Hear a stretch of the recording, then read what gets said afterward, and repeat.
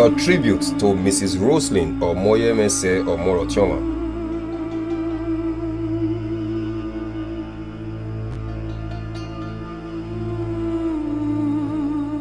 There are those upon whose departure the earth itself seems to pause, exhaling a sigh so deep that even the winds hesitate before reclaiming their course.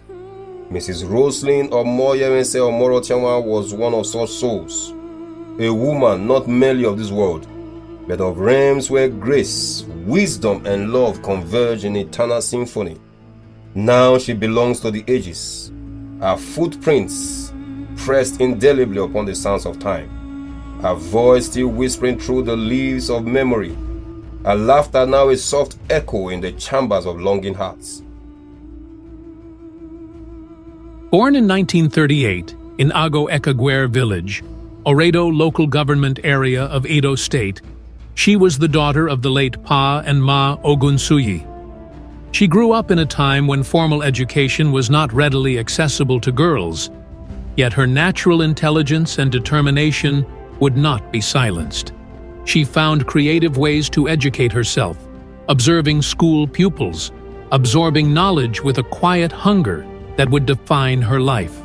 She mastered reading and arithmetic through sheer will, her intellect a beacon that shone brightly despite societal constraints. Her childhood was marked by resilience. She did not merely learn, she absorbed, transformed, and elevated herself beyond expectations.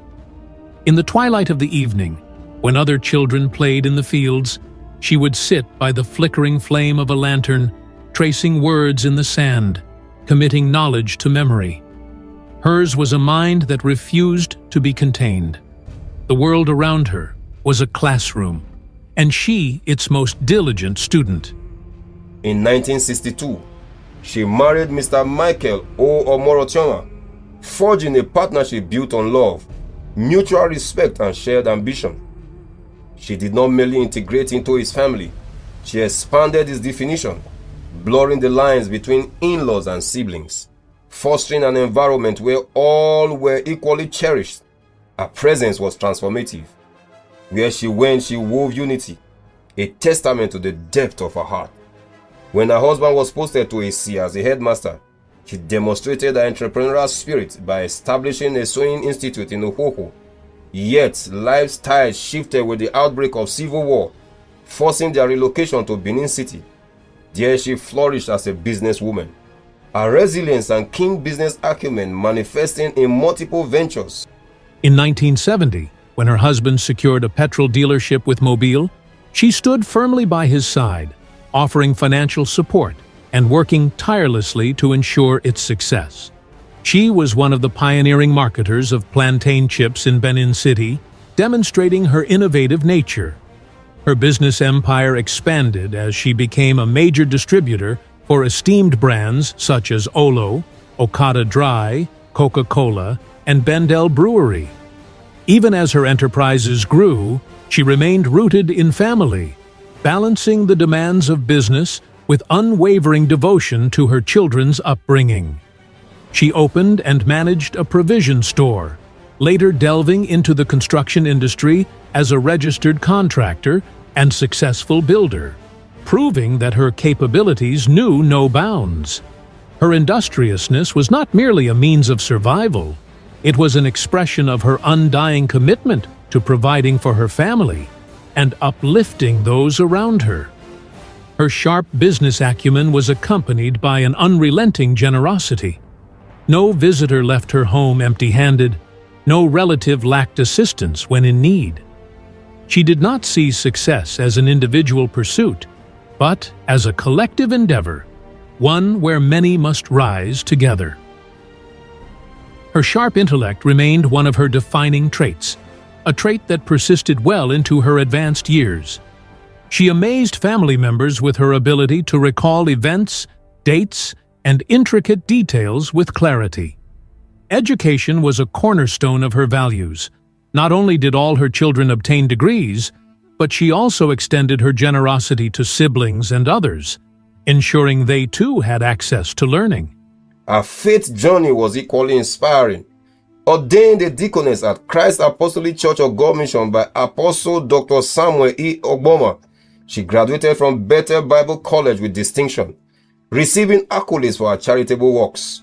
In 2010, she joined her husband at St. Augustine Catholic Church, receiving the Catholic blessing, a testament to her commitment to both faith and family. From the moment she embraced Christ until her final breath, her devotion remained unwavering. Even in her last moment, she called upon the Lord with steadfast faith, her spirit anchored in divine love. Her home was a sanctuary of prayers, where hymns and supplications formed the very breath of its walls.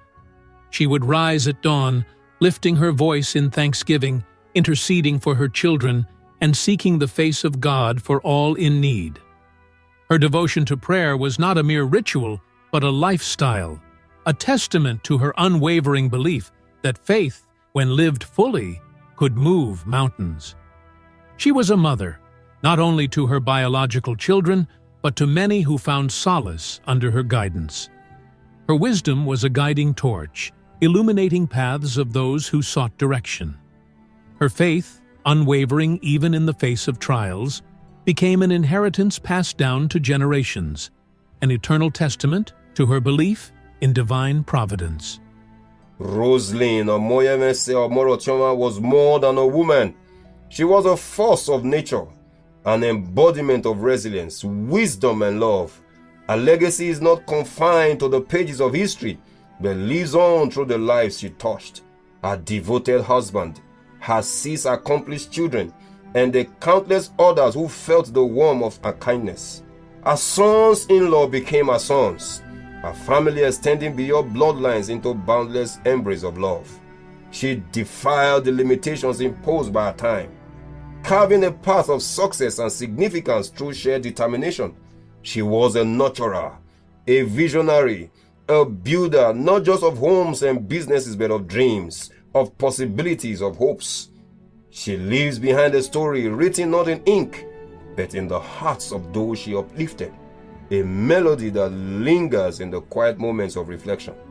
Her laughter was not merely a sound, but an atmosphere, a warm embrace that settled around those she loved. Her wisdom was not contained in mere words, but in the very fabric of her being, woven into every lesson she imparted, every act of kindness she extended, every barrier she broke. She was a lighthouse, steadfast against the storms of time, guiding those who sought direction, illuminating paths that once seemed impossible to navigate.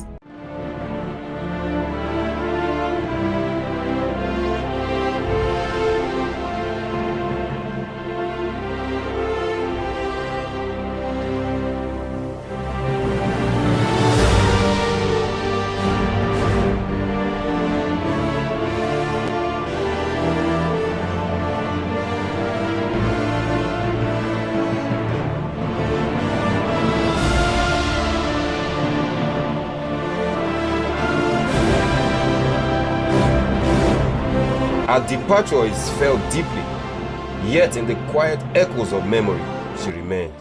She walks ahead, beyond the veil of time, but she is not truly gone.